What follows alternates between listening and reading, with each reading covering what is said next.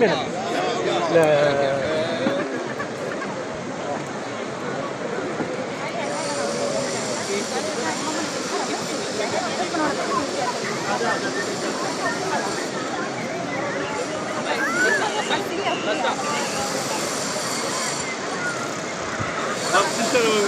Basamaklı bir yerler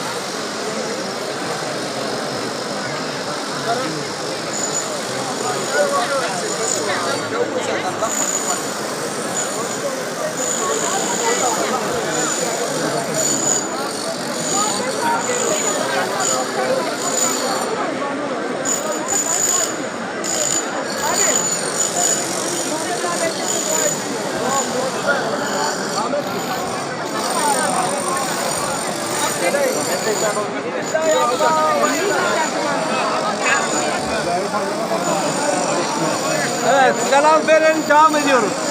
Selam verin, devam ediyoruz. Bitti. Şimdi devam ediyoruz. Tamam, son ya.